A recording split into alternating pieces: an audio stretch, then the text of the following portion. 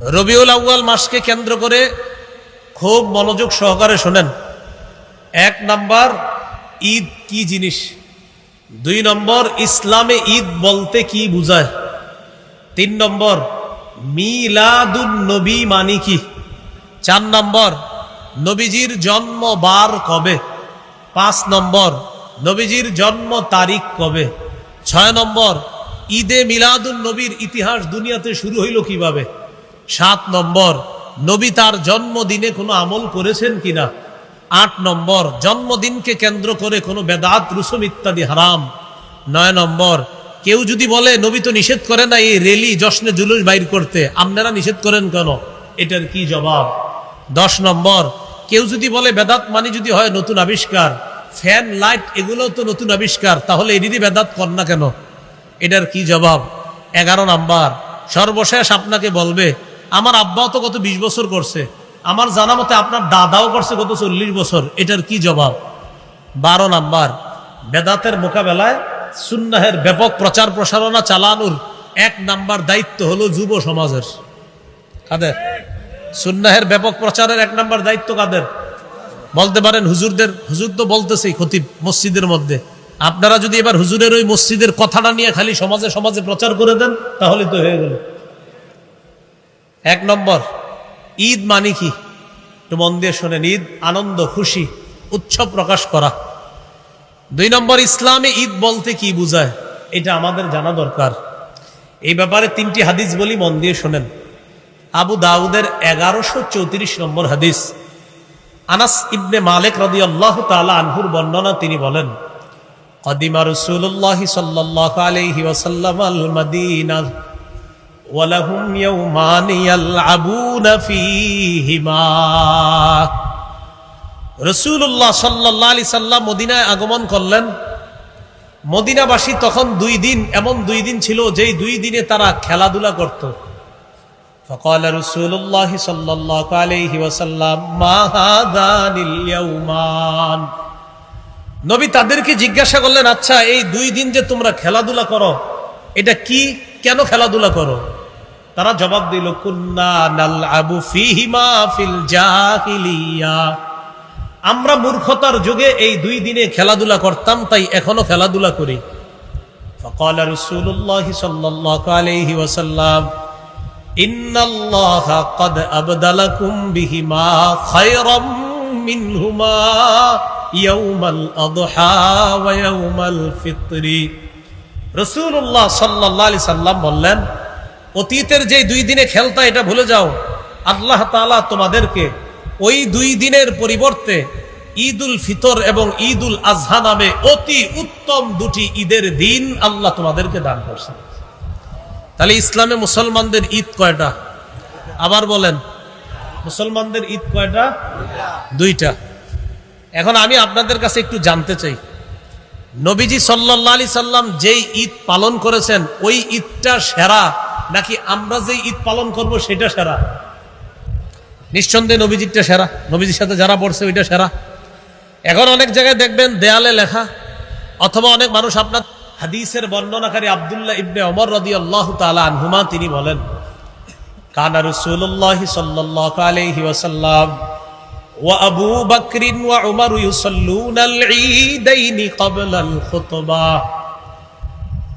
আব্দুল্লাহ ইবনে ওমর রাদিয়াল্লাহু তাআলা আনহুমা বলেন, রাসূলুল্লাহ সাল্লাল্লাহু আলাইহি ওয়াসাল্লাম, আবু বকর, ওমর তারা সকলেই খুতবার আগে 2 ঈদের নামাজ আদায় করতেন।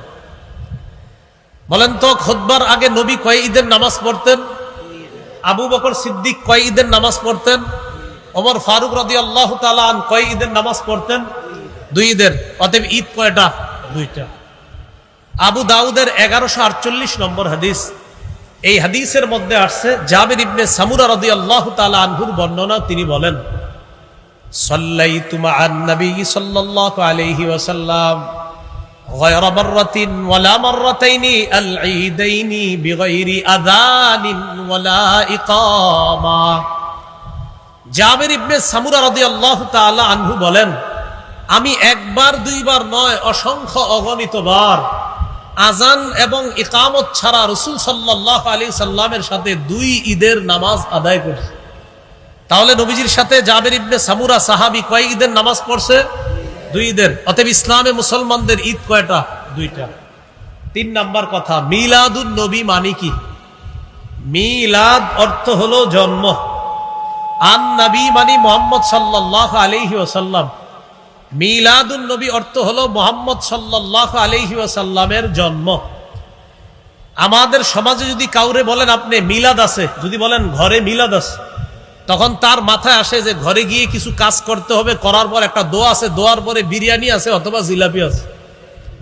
আমাদের সমাজে যদি কাউকে বলেন যে ভাই ঘরে মিলাদ আছে, তো আপনি বুঝবেন কি জানেন? ঘরে মিলাদ মানি ওখানে যাবো, যাওয়ার পরে কিছু ঘটনা ঘটবে, এরপর হুজুর একটা মুনাজাত দিবে, তারপর হয়তো এটা কিন্তু আপনার আমি শ্রদ্ধার সাথেই বলতেছি, এটা আবার অন্যভাবে নিয়েন না, মানে আমাদের সমাজে এটারই মিলাদ মনে করে।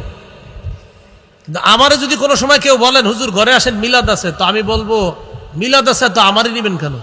তো যদি বলে তো কারে নিব, আমি বলবো মিলাদ মানি তো জন্ম, মানে আপনার কি ছেলে হবে না মেয়ে হবে না নাতি নাতনি হবে সেটা তো আমি জানি না। ওই ধাত্রী মা যারা আছে, জন্ম নিলে সন্তান জন্মগ্রহণ করার সময় যাদেরকে কাজে লাগে, ওই ডাক্তার বাক্তার কাউরে নিয়ে যান ঘরে। না না, বুঝা ঠিক বলছেননি। মিলাদ, মিলাদ অর্থ কি? হ্যাঁ সবাই বলেন। তাহলে আমার ঘরে মিলাদ আছে মানে আমার ঘরে জন্ম আছে। আপনি যে বলতেছেন আমার ঘরে চলেন মিলাদ আছে, মানে কেউ হবে, জন্ম নিবে। এই জন্য আগে ক্লিয়ার হতে হবে এটা মিলাদ অর্থ কি। তা আপনি কেন বলেন যে বাসায় চলেন মিলাদ আছে, মিলাদ মানে জন্ম আছে, কেউ আপনার নাতি হবে? অনেক মানুষ এই কথা নিয়ে আমাদের সাথে তর্ক করতেছে, আরে ভাই মিলাদ অর্থ তো জন্ম, তা আপনি কেন এটা অন্য কিছু বুঝবেন? আপনারা বিভিন্ন ব্যানারে লেখেন মিলাদ মাহফিল মানে জন্ম, কারো জন্ম মাহফিল হবে এখানে? লেখে মিলাদ মাহফিল মানে জন্ম মাহফিল। যদি বলেন হ্যাঁ জন্ম মাহফিল, তাহলে লেখেন মিলাদ মাহফিল। মিলাদ মাহফিল অর্থ যদি হয় জন্ম মাহফিল, মানে একজন এই মঞ্চে জন্ম নিবে, এটা যদি হয় সমস্যা নেই, লেখেন। বলেন দোয়া অনুষ্ঠান, বলেন সবাই দোয়া অনুষ্ঠান, দোয়া মাহফিল। হ্যাঁ এটাই বলতেছি আমি। মিলাদ অর্থ কি? সবাই বলেন মিলাদ অর্থ কি? তাহলে মিলাদুন নবী অর্থ মুহাম্মদ সাল্লাল্লাহু আলাইহি সাল্লামের জন্ম। আজকে থেকে যদি কেউ আপনাদেরকে বলে মিলাদ মানেন, আমার সাথে জবাব দিবেন, বলেন জন্ম অর্থে মিলাদ মানি। আমার জিজ্ঞাসা করেন সবাই মিলাদ মানেন? জিজ্ঞাসা করেন জন্ম অর্থে মিলাদ মানি। এবার আপনাদেরকে আমি জিজ্ঞাসা করি মিলাদ মানেন? হ্যাঁ এই পুরাটা বলবেন। হ্যাঁ জন্ম অর্থে মিলাদ মানি। কারণ ও যদি বলেন মিলাদ মানি, তার ওর মাথায় তো এটা আসবে কিছু হবে ঘরে গিয়ে, এরপরে তারপর শেষে জিলাপি দিবে, এরকম না। তাহলে মিলাদ মানেন জন্ম অর্থে মিলাদ মানি। তো মিলাদুন নবী অর্থ মুহাম্মদ সাল্লাল্লাহু আলাইহি সাল্লামের জন্ম। 4 নাম্বার কথা, নবীজির জন্ম বার কবে? মুসনাদে আহমদ 4 নাম্বার খন্ড 172 নম্বর পৃষ্ঠা। ওয়ালিদা রাসূলুল্লাহ সাল্লাল্লাহু আলাইহি ওয়াসাল্লাম ইয়াউমাল ইসনাইন। রাসূলুল্লাহ সাল্লাল্লাহু আলাইহি সাল্লাম সোমবারে জন্মগ্রহণ করছেন। 5 নাম্বার আলোচনা, নবীজির জন্ম তারিখ কবে? এটা সবাই একটু মন দিয়ে শোনেন। কেউ বলেন নবীজির জন্ম তারিখ 2 রবিউল আউয়াল, কেউ বলেন 8ই রবিউল আউয়াল, কেউ বলেন 9ই রবিউল আউয়াল, কেউ বলেছেন নবীর জন্ম 10ই রবিউল আউয়াল, কেউ বলেছেন 12ই রবিউল আউয়াল, কেউ বলেছেন 17ই রবিউল আউয়াল, কেউ বলেছেন রবিউল আউয়ালের 8 দিন বাকি থাকতে নবীর জন্ম, কেউ আবার বলেছেন রমজানের 12ই রমজান নবীর জন্ম। এটা কিন্তু নতুন শুনছি একদম। হ্যাঁ 12ই রমজান নবীজির জন্ম। একটা কথা আপনারা আমার সাথে একমত হবেন আশা করি, যে নবীজির জন্ম নিয়ে মতভেদ আছে। এই ব্যাপারে আমি আশা করি একমত হবেন। কি আছে? মতভেদ আছে। আল্লামা মুহাম্মদ ইবনে কাসির রাহমাতুল্লাহি আলাইহি আল বিদায়া ওয়ান নিহায়ার মধ্যে তিনি সবগুলো তারিখকে উনি দুর্বল প্রমাণিত করে গুরুত্ব দিয়ে তিনি 3টা তারিখ আলোচনা করেছেন। কয়টা? 2 রবিউল আউয়াল, 8ই রবিউল আউয়াল, 12ই রবিউল আউয়াল। 2 রবিউল আউয়ালের আলোচনাটা একটু মন দিয়ে শুনেন। মুহাম্মদ ইবনে সাদ তাবকাতে ইবনে সাদের মধ্যে আছে, তিনি তার উস্তাদ ওয়াকিদি থেকে বর্ণনা করেছেন, ওয়াকিদি তার উস্তাদ আবু মাশার থেকে বর্ণনা করেছেন। একটু সামনে আসেন, আমার দিকে তাকান, এই যে দিক তাকান সবাই। এই উনি হলেন আমার উস্তাদ, ওনার থেকে আমি একটা বর্ণনা করেছি, আমি ওনার ছাত্র। আবার আমি তার কাছে বর্ণনা করছি, তিনি আমার ছাত্র। তাহলে তার উস্তাদ আমি আর আমার উস্তাদ তিনি, এতটুকু বুঝছেন সবাই? এটাকে বলে সূত্র। বলেন কি বলে? তাহলে সূত্রে তিনি আমার উস্তাদ, আমি তার ছাত্র। আবার আমি তার উস্তাদ, তিনি আমার ছাত্র, হলো সূত্র। তার উস্তাদ আমি, আমার উস্তাদ তিনি, এটাকে বলা হয় সূত্র। সূত্রে দুইজন আছে, একজনের নাম ওয়াকিদি, আরেকজনের নাম আবু মাশার।